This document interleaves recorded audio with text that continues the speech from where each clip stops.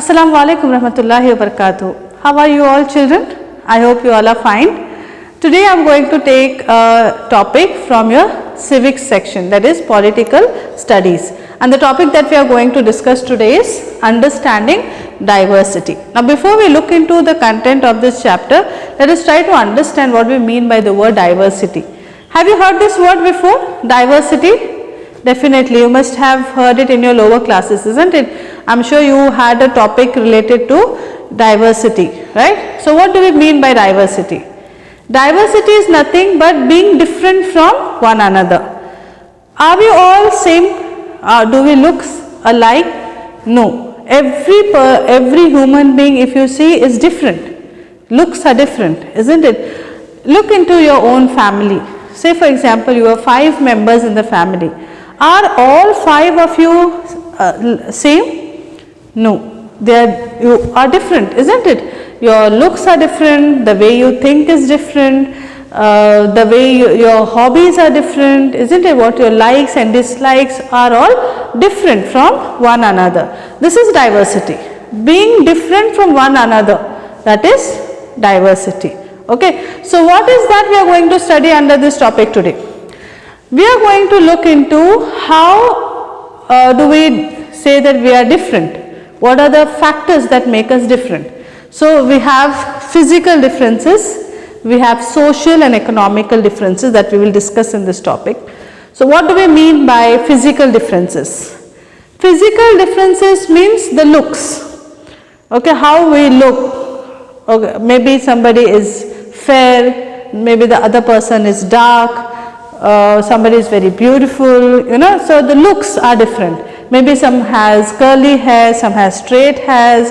So these are the physical differences, how they are appearance, okay, how they look or their appearance will be different, that is physical differences. So there we find diversity, there is difference. Okay, then social and economical differences. Social and economical difference. Economical means some are rich, some are poor, right? We see that in a society there are people who are very rich and there are people who are very poor, right? So this is a difference.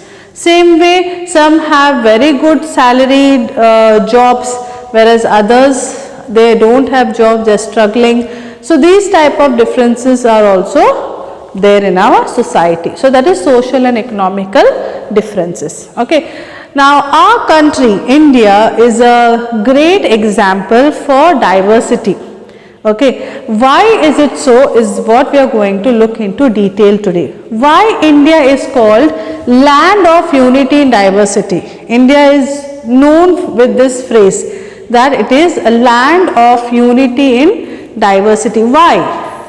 Why do you think India is considered as a land of unity and diversity? India is the only country where you find people from different cultures. Okay, there are many factors that make India so special. In India we find people with different cultures. Okay, you go to different parts of the country, you will find everyone following different cultures, right? And then you just visit the states. When you visit Rajasthan, they have different culture. You go to UP or Uttar Pradesh, they have different culture. You go to Kerala, there is different. So in culture wise, India is diverse, or its diversity you can find in culture. Then caste, different caste, you must have heard of caste system. Okay, that also exists in India. Then traditions. You know, there are different traditions that we find in India. It's not the same, and you don't find these varieties of tradition in any other country. Okay. So then we have communities. We have so many communities, right? We have different communities in every religion. Also we can see there are different communities. Then we have regions. Northern region, they have their own culture, they have their own tradition, they have their own lifestyle, the way they eat, everything is different. If you compare to south people, the south region, it is completely different. So in India you visit different parts, you will find there is diversity everywhere. Okay. Then religion, there are so many different religions in India. Hinduism, Muslim, Islam, then Christianity, Jainism, Buddhism. There are so many religions that you find in India. Next, languages. Do you know how many languages are spoken in India? It is 122 languages are spoken in India, just in one country. There are 122 languages. And not only that, there are 1600 dialects. What do we mean by dialects? Dialects are the mother tongues. Okay, you see, even in our region, in Udupi, you will see there is different mother tongues, isn't it? There are people speaking Bihari, there are people speaking Urdu, some speak Telugu, some speak Malayalam. You know, there are so many different mother tongues that people speak. So in this way, that is a big, you know, to have such a big number of languages and decades in a dialects in a country, it's a very unique thing. You don't find it in any other country. Then festivals. Festivals also, we have some national festivals which are celebrated by everyone in the country. Beside that, every religion has their own festivals to celebrate. So there are so many festivals that are celebrated in India.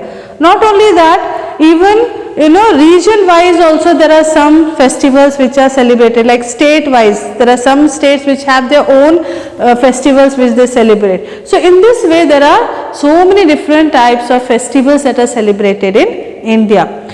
Depending on this, you will find people, you know, wearing different types of clothes. You go to north, you will find you know, people wearing different types of clothes. You go to south, the way they dress up is different. You go to north, east or west, you will find the way they dress is also different. So, you know, culture, tradition, all these are different in different parts of the country, which makes India unity in diversity country, land of unity in diversity.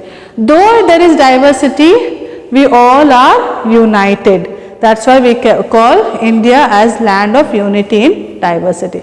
Now these diversities or these things were related to people. In India, not only related to human beings, even the physical features in that, or geographically also, there is diversity. Okay, so geographical diversity that we find in India, okay, the features of the earth, how it of India, how it is diverse or how it is different. If you go to northern side, we have northern mountains and northern plains. Then we have, if you come to the south, we have peninsular plateaus. Then we have great Indian deserts, and we have coastal plains and islands. So there are 5 divisions made in the physical, in the geographical features also. There are 5 different features you will find. Okay, so in this way also India is diverse. Now depending on this, you will find that there is different climates in the country. Now if you go to northern side, where the mountains are there it is very cold. If you come to the southern side, the peninsular side, it is pleasant. So depending on the climate, now people adapt different food style. What they eat is different. If you go to northern side, to keep their body, you know, warm, to maintain the temperature, they consume warm foods, like they have tea, coffee or kahwa, and they consume lot of non-veg, so that they can keep their body temperature warmer side. Okay, they can keep themselves warm. But if you come to, you know, the southern side, here we don't prefer eating too much of hot things, especially in summers and all. We prefer having cold juices or ice creams, right? So this is all depends on the climatical conditions. Okay, because of the climate, there is difference in what we eat. Even what we wear is different. If you go to northern side of India, where it is cold, you will find people wearing woolen clothes to keep themselves warm.